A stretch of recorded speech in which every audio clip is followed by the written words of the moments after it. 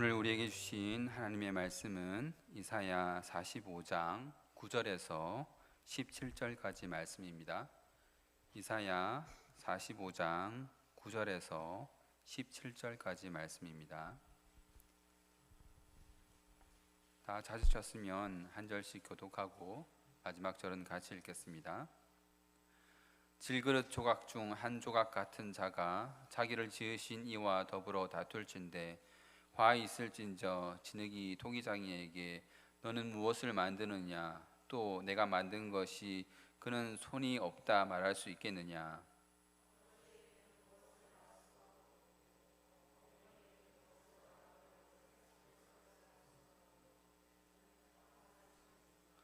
이스라엘의 거룩하신 이 곧 이스라엘을 지으신 여호와께서 이같이 이르시되 너희가 장래 일을 내게 물으며 또 내 아들들과 내 손으로 한 일에 관하여 내게 명령하려느냐.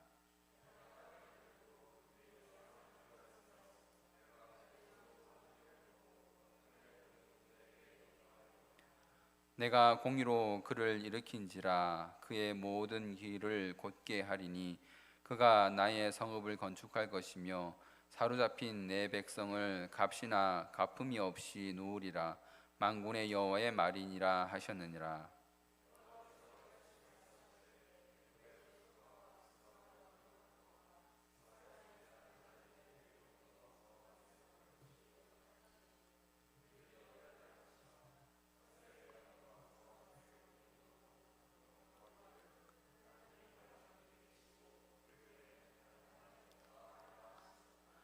구원자 이스라엘의 하나님이여 진실로 주는 스스로 숨어 계시는 하나님이시니이다.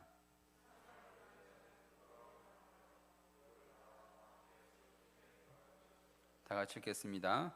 이스라엘은 여호와께 구원을 받아 영원한 구원을 얻으리니 너희가 영원히 부끄러움을 당하거나 욕을 받지 아니하리로다. 아멘. 자식으로 인해서 부모의 마음이 아픈 때가 많습니다. 그렇죠? 자식을 가지신 부모님들 또 자식된 여러분들도 아마 잘 아실 것입니다. 자식이 병에 걸려도 마음이 아프고 또는 기대한 만큼 성숙한 모습을 보이기를 바랬는데 성숙하지 못하고 여전히 유치한 수준에 머물러 있어도 부모의 마음은 아픕니다.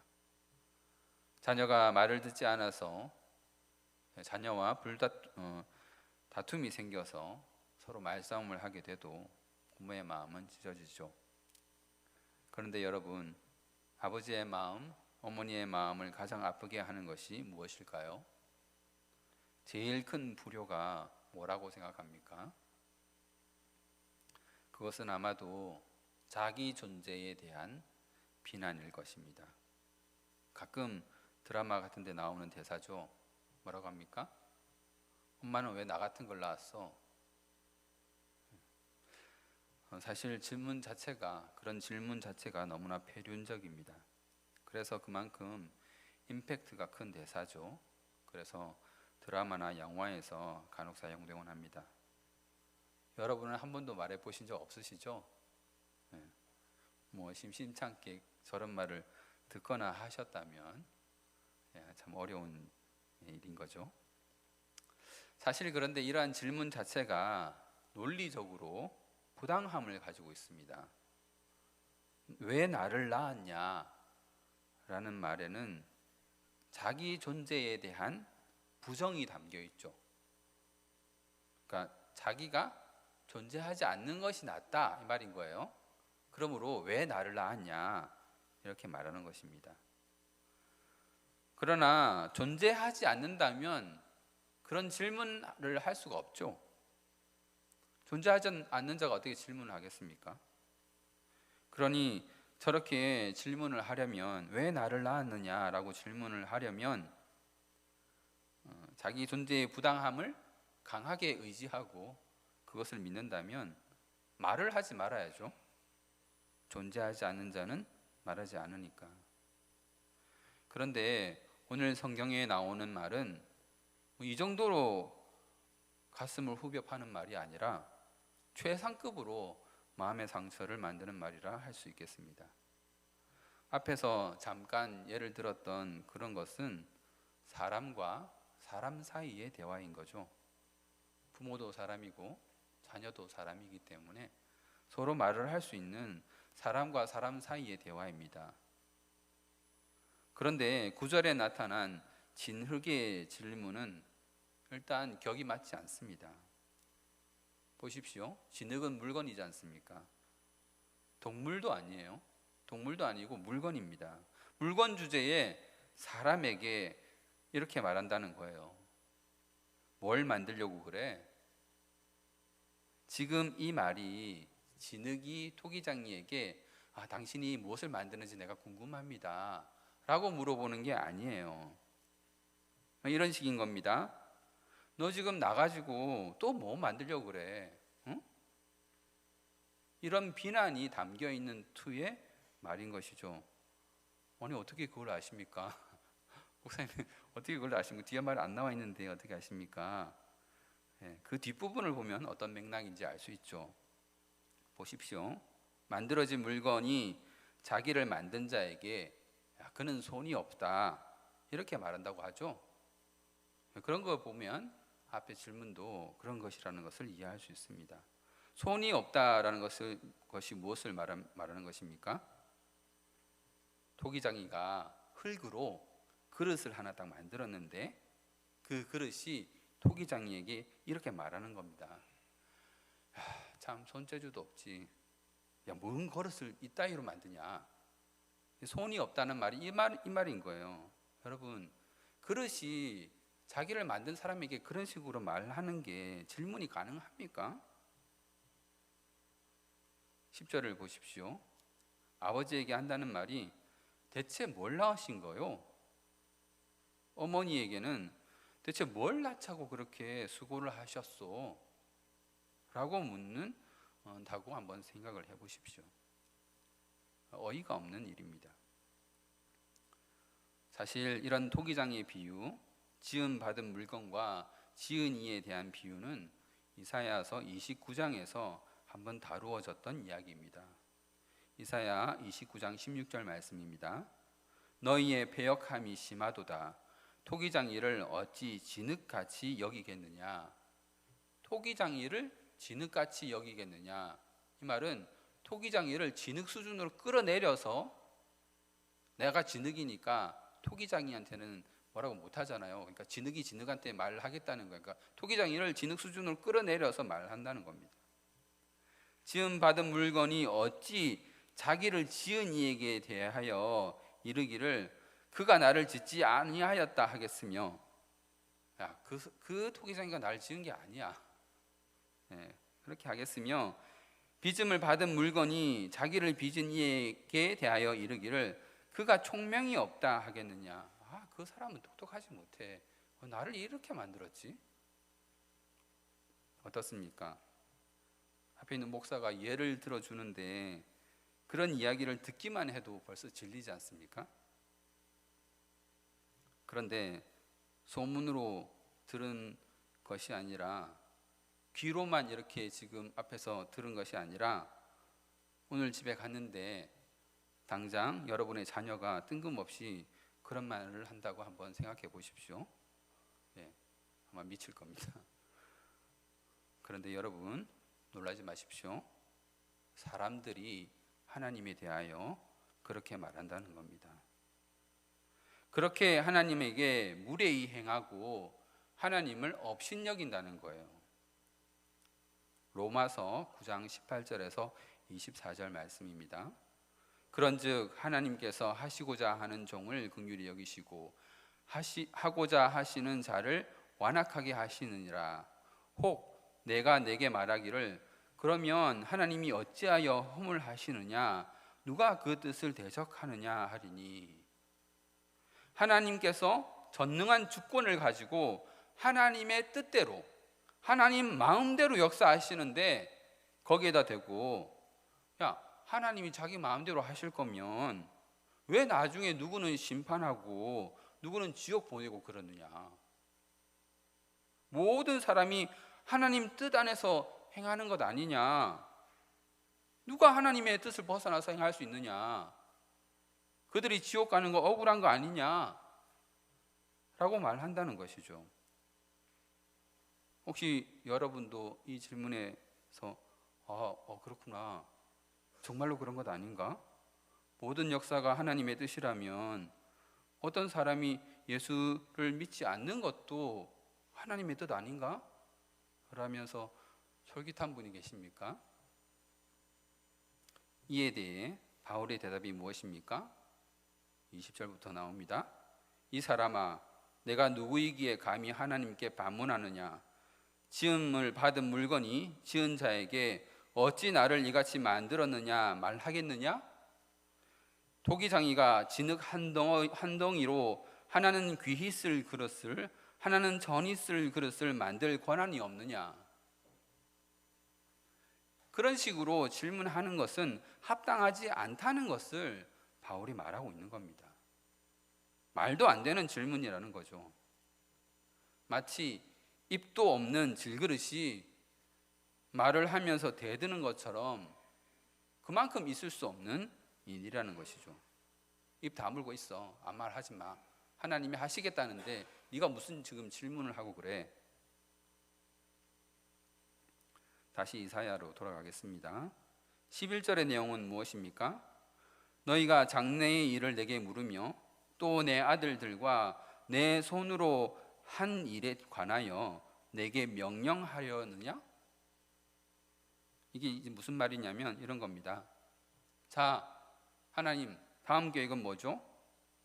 자, 다음에는 뭘 하려고 그러시나요? 라고 하나님께 묻는다는 거예요. 피조물인 주제에 창조주에게 그렇게 말한다는 겁니다. 이거는 이렇게 하시면 안 되죠. 일을 할 줄 모르시네.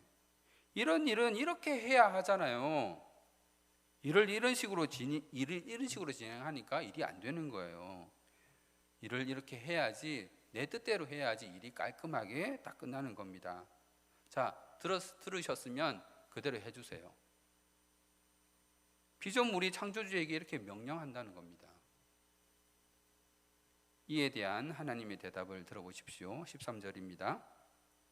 그 앞에 12절, 13절 앞에 12절이 있는데 12절은 하나님이 어떤 하나님이신지 꾸미는 말이고 하나님이 본격적으로 하고 싶으신 말이 13절인 거예요. 13절, 내가 공의로 그를 일으킨지라 그의 모든 길을 곧게 하리니 그가 나의 성읍을 건축할 것이며 사로잡힌 내 백성을 값이나 가품이 없이 놓으리라. 만군의 여호와의 말이니라 하셨느니라. 자, 그 하나님이 하시겠다는 그 내용이 바로 무엇이냐면 사로잡힌 내 백성을 놓겠다는 거예요. 자유롭게 하겠다는 겁니다. 어떻게? 값 없이, 가품 그런 거 없이 자유롭게 놓아주시겠다. 하나님이 무엇을 하시겠다는 거죠? 죄를 용서해 주시겠다는 거예요. 그들이 지금 죄를 지어서 사로잡혀 있는데 하나님이 그들을 값 없이, 가품 없이 그냥 놓아주시겠다는 거예요. 그러니까 지금까지 구체적인 제가 그 목적어를 말하지 않고 하나님께 대드는 것은 말도 안 된다라는 것만 말했는데 이제 말합니다. 사람들이 하나님께 대드는 그 내용이 무엇입니까? 무엇을 가지고 지금 하나님께 말도 안 되게 대든다는 거예요? 죄 용서를 가지고 대든다는 겁니다. 하나님은 그럼에도 불구하고 죄 용서를 하시겠다는 거예요. 아이고 하나님, 그런 식으로 죄를 다 용서해 주면 일이 되겠습니까? 누구는 용서해 주고 누구는 혼내시고 누구는 천국 보내시고 누구는 지옥 보내시고 공의의 하나님이시라면 어찌 사람들의 죄를 다 용서해 주시고 뭐 그럽니까? 그들의 죄가 한두 가지입니까? 그들의 죄질이 가볍습니까? 그들이 과연 용서받을 수 있는 죄를 지었던가요? 당신 아들이 세상에 있을 때에 떡 준다고 하니까 왕으로 모시겠다면서 잘만 따라다니다가 정작 자기는 세상 떡 주는 사람이 아니라고 말하니까 당장 그 아들의 손에 쇠못을 박은 그런 사람들 아닙니까? 그냥 싹 다 쓸어서 지옥에 쳐넣어도 시원찮을 그런 인간들을 그냥 용서해 주신다고요? 대신 뭐 받는 것도 없으면서 그냥 용서해 주시겠다고요? 아, 네, 좋습니다. 용서 좋죠. 그러면 사랑의 하나님이시라면서요. 그러면 이런저런 이유 따지지 마시고 모든 사람을 다 그냥 용서해 주셔야죠. 왜 어떤 자는 용서해 주고 어떤 자는 천국에 들이시고 어떤 자는 용서는커녕 지옥불에 그들을 넣어서 멸망시키십니까? 정말 당신 사랑의 하나님 맞습니까? 여러분 어떻습니까? 앞에 했던 것보다 더 그럴듯하게 들립니까? 아니요, 그렇지 않습니다. 바울은 이렇게 말합니다. 로마서 9장 22절에서 24절까지 말씀입니다. 만일 하나님이 그의 진노를 보이시고 그의 능력을 알게 하고자 하사 멸하기로 준비된 진노의 그릇을 오래 참으심으로 관용하시고 또한 영광 받기로 예비하신 바 긍휼의 그릇에 대하여 그 영광의 풍성함을 알게 하고자 하셨을지라도 무슨 말을 하리요? 이 그릇은 우리니 곧 유대인 중에서뿐 아니라 이방인 중에서도 부르신 자니라. 한마디로 그렇게 생각할 것이 아니라는 거예요. 하나님께서는 오히려 진노의 그릇도 당장 멸하지 않으시고 오래 참으심으로 관용을 베풀어 주신 것인 것이고, 긍휼의 그릇도 하나님의 영광의 풍성함을 알게 하고자 하신 것이다 라는 것인 겁니다. 진노의 그릇이, 그러니까 멸망당할 진노의 그릇이 멸망의 날에 하나님께 들을 말은 무엇이냐면, 그래도 내가 너를 당장 멸하지 않고 인생이라는 기간 동안에 내가 너를 오래 참아주지 않았느냐? 네가 예수 믿고 나에게로 돌아오기만을 내가 기다리지 않았느냐? 라는 거예요.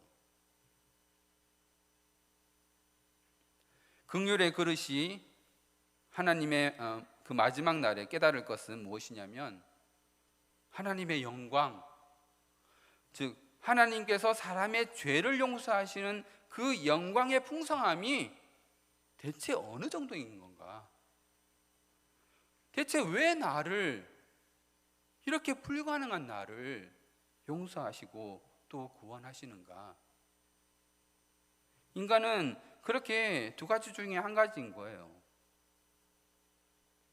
하나님 앞에 그렇게 대들 수 있는 그런 존재가 아닌 것입니다. 14절을 보십시오. 애굽의 소득과 구스가 무역한 것과 스바의 장대한 남자들이 내게 속할 것이고 너를 따를 것이다, 이렇게 말하죠. 이스라엘이 죄 사함으로 받는 하나님의 복, 그러니까 그냥 죄만 없어지고 끝나는 게 아니고 하나님이 거기에다가 복을 갖다 주신다는 거예요. 근데 그 복이 뭐냐? 애굽의 소득, 구스가 무역한 모든 것들, 그리고 스바의 장대한 남자들, 그것이 너를 따를 것이다 라고 말하죠. 세상의 모든 좋은 것들과 힘과 능력들이 죄 사함을 받은 너에게 다 굴복하고 엎드릴 것이다 라고 말하는 것입니다. 그리고 그들이 하는 말이 무엇입니까? 과연 하나님이 너에게 계시고 너의 하나님 외에는 다른 하나님이 없다. 결국에 세상은 알게 될 것입니다. 세상의 끝날에 하나님이 세상을 심판하시는 그 날에는 세상 모든 나라가 하나님의 영광을 인정하게 될 것입니다. 물이 바다 덮음같이 하나님의 영광을 인정하는 그날이 올 것입니다. 15절 말씀을 보도록 하겠습니다. 구원자 이스라엘의 하나님은 스스로 숨어 계시는 하나님이시다. 여러분, 이 말이 이해가 되십니까? 구원자 이스라엘의 하나님은 스스로 숨어 계시는 하나님이시다.